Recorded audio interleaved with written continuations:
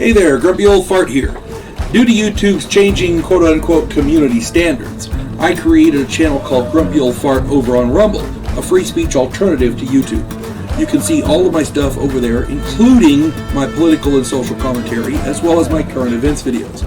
The links to my YouTube and Rumble channels, as well as links to let you order my books, are in the description of this video. If you enjoy my content, please like, share, subscribe, and comment. I welcome your comments, even if you disagree with me. Now, on with the video. Hey there, Grumpy Old Fart here. This is advice for Dungeon Masters and for Dungeons and Dragons players. And it works pretty well for just about any game you're playing, not just Dungeons and Dragons. But anyway, here we go. At some point, you will want to join another Dungeon Master's game. If you're a Dungeon Master, it's good to get out and find out what's going on in other people's games. And it's good to revitalize your imagination from time to time. So playing in other people's games is a good thing as a Dungeon Master. If you're a player, you want as wide a variety of experience as possible playing the game in case later on you want to become a Dungeon Master. If you're having fun playing in the guy's game that you're playing in your current Dungeon Master's game, amen, great. But you want to play in other people's games as well so that you know the difference. You don't know how good you've got it until until you realize what else is going on. The grass is always greener on the other side, and besides that, you may find a better game. You never know. But at some point, you'll want to join another Dungeon Master's game. One of the things I learned quickly is how to spot crappy Dungeon Masters. This is a useful skill, and I'm not saying no two Dungeon Masters are alike. Everybody runs their game differently, and there is no wrong way to play. If you find a guy who's just, in your opinion, the crappiest Dungeon Master on the planet, he's a Dungeon Master. He's got players that like playing in his game. You see what I'm saying? So it may not be your cup of tea, but it may be theirs. So don't trash the guy. Just don't play in his game. Find yourself another good Dungeon Master. At least one that's good in your opinion. You see what I'm saying? Crappy Dungeon Masters are Dungeon Masters who either are not ready to be a Dungeon Master, or they have a good working knowledge of the game, but they have the wrong temperament or the wrong attitude to run games. Maybe they're a control freak. I don't know. There's a lot of reasons why somebody could be a bad Dungeon Master, and putting that in one video would be almost impossible. So I'm going to go with the obvious ones. If you see these, they're red flags, and you don't want to play in this guy's game. Here are some of my standards. First, if the Dungeon Master won't give you a preliminary sit down. Many players of Dungeon Masters, I think these days, call it a session zero. I predate that term. I used to call it a sit down. But in any way you want to look at it, no matter what you call it, in this sit down, the Dungeon Master explains the basics of his world, including house rules and how spells work. Everybody has their own house rules. Everybody has their own way of doing it. And none of them are wrong. Okay? There is no wrong way to play Dungeons and Dragons. If the players are having fun, the Dungeon Master is doing it right. It just may not be right for you. The Dungeon Master will, in this sit down, he's going to tell you the character classes and races that he allows and the experience system he uses. All of this is valuable information that you need to know to play in his game. Also, in this sit down, you should roll up your character and make sure it works in his game. Then he should run you a bit to integrate you and to catch you up to the group. That way, you won't sit there for hours while the group finds your character. That's one of the things that used to irritate the piss out of me, is if I'm going to play in somebody's game and I make up a character and I'm sitting there waiting on them to get where I am. Because there's two styles of play, in my opinion. There's the let's get things done, or I want to role play and act out every scene. There's got to be a nice balance there. In my opinion, a balance between the two is ideal. But if the group is one of those, let's get everything done now, you miss the fun of playing, because they're running down the road to the next bad guy or whatever. You see what I'm saying? They miss the role play experience. Conversely, if these people want to role play every scene and get every nook and cranny of the world explored, if you're sitting there waiting on them to find you, that's going to take fucking forever. So, my point is, let this guy get you integrated into the game so that you're with the group when the game starts. Number 2, does the Dungeon Master have a set schedule for his games? And if not, there will be scheduling conflicts. If this guy says, well, we play on the weekends, but we have to figure out what day we're going to do it. No, that ain't going to work. Okay? People have lives. You have to this guy has to have a set time to play his game, otherwise you can't schedule your life. You see what I'm saying? Does this guy cancel game sessions on a regular basis? Now life is hard. We all have real life things that get in the way. Life gets in the way. If the Dungeon Master doesn't have time to run his game, he needs to say so. That way the players can make other plans. If he doesn't have time to run a game, he probably shouldn't be running a game. Now, I work full-time and I have a family. If I schedule time for a regular game session and it gets canceled, I'm wasting my time. I don't have time for that shit. Okay? Do you click with the Dungeon Master? To a lesser degree, do you click with the other players? I've played in games where I did not necessarily like the other players, and as long as it's reasonably cordial and friendly, it's okay. If you do not get along with the Dungeon Master, it will be a bad game. There's nothing worse than a Dungeon Master who doesn't like you and targets your character, because it takes away from the gaming experience. Is the sense of humor on your level? This is an important one. If not, the games are going to be awkward. And what I mean by that is, I went to join a guy's game about 19 years ago, I think it was. It was shortly before I got married. And the guys seemed nice enough. They seemed okay. But when I sat down with the group and we started to play, their sense of humor was high school at best. We're talking dick jokes, gay jokes, bad puns, bad practical jokes, telling stories of bad practical jokes. Several of them worked together, so they brought that into it as well, and it was... I'm sorry, I don't want to sound like I'm better than everybody else, because I'm not, but my sense of humor is a little more advanced than that. And when I was warned not to let my character, not to fall asleep around so and so, or bad things were going to happen, if you know what I mean, yeah, I couldn't do that anymore. There's humor, and then there's humor, and these guys enjoyed playing with the Dungeon Master.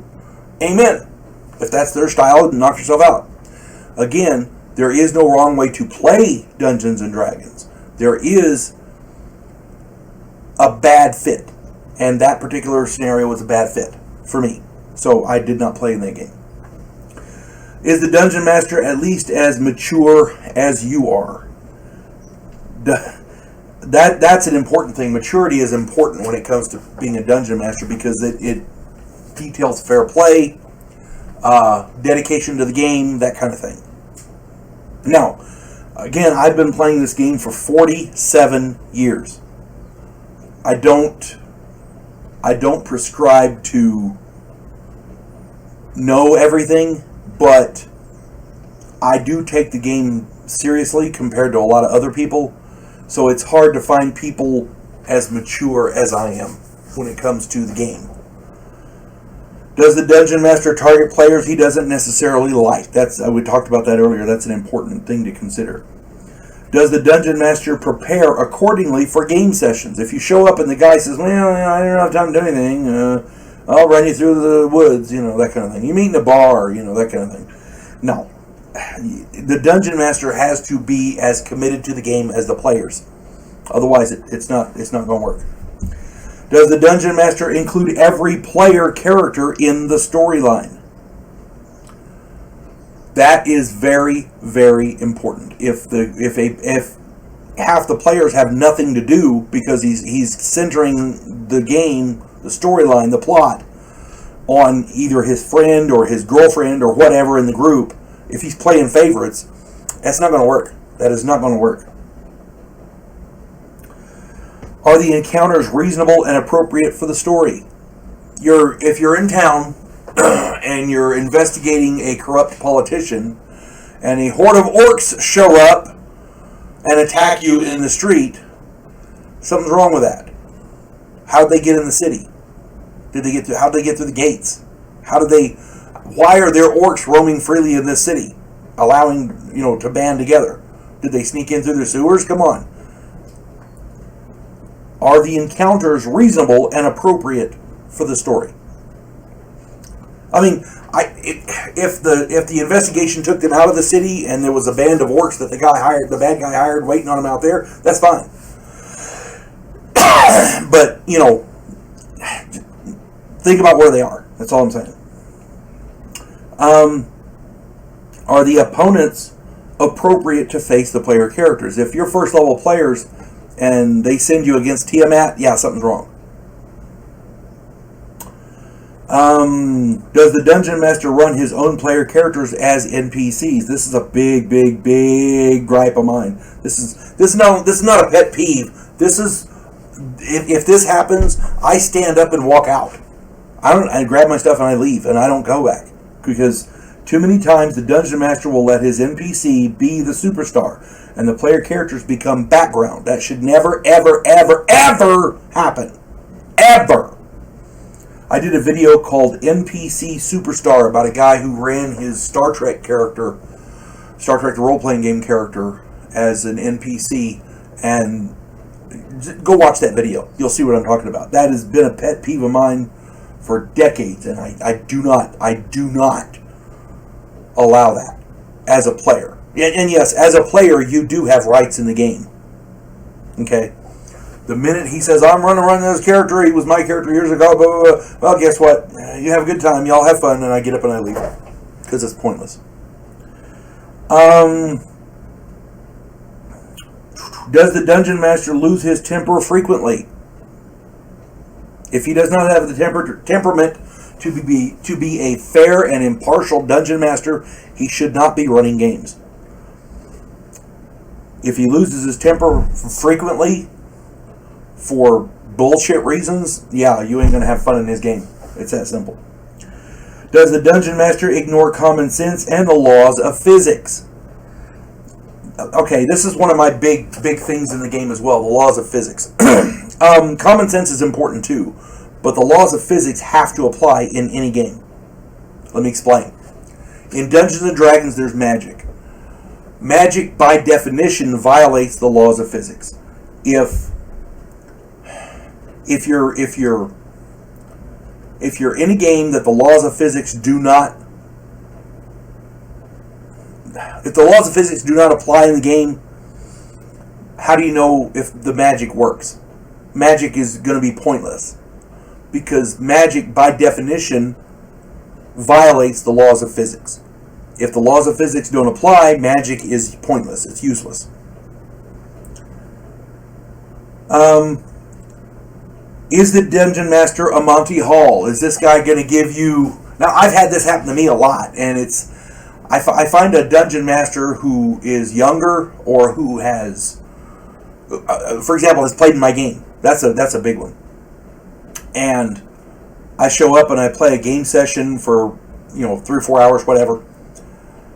and he heaps rewards on me in both gold and experience so much that my character can't carry it all. I'm a first level character, and suddenly I jump to 12th level or whatever. Yeah, no, you cannot be a Monty Hall. You cannot be a Monty Hall. If I don't play under Monty Halls, I prefer to work for my stuff. I am not a Monty Hall. Anybody who's ever played in my games will tell you that I'm not a Monty Hall. I have a reputation that if a character reaches a high level in my game, they damn well earned it. I do not like Monty Halls.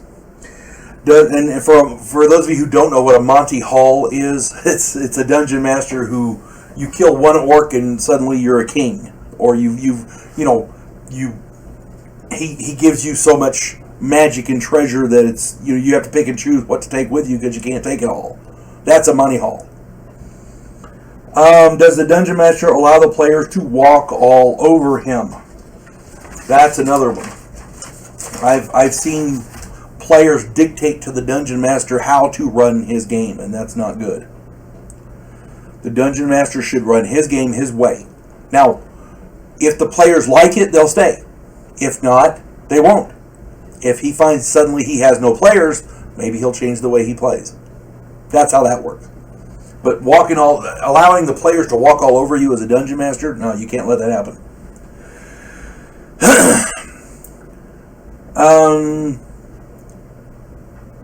Does the dungeon master use a controlling and predatory style? Here, that's a big one. I've seen dungeon masters. You have to do this. You have to do that. No, you're going to do it this way. No, I want to do it this. No, you can't do that. You need to go over here and do this. If the dungeon master is saying that, his game he's seriously he's not thought his game through. Because the idea is you create an adventure, and if they go and do the adventure, great. If not, you have to have something prepared for when they go that way, or this other way, or that other way over there.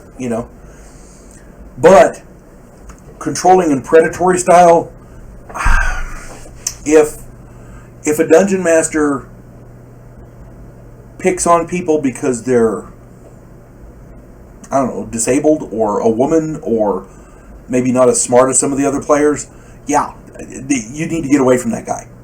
Okay, he's not a good dungeon master.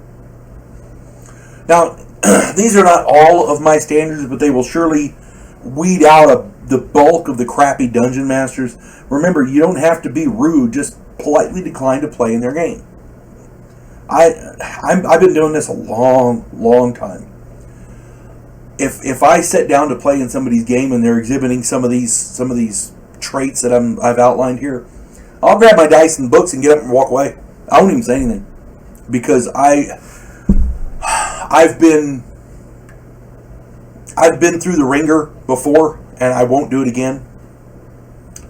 If it's a dungeon master who doesn't know that they're being a bad dungeon master, I will try to help them. But if this guy's an experienced guy and he knows what he's doing and he's doing this stuff, yeah, just get up and leave. Okay?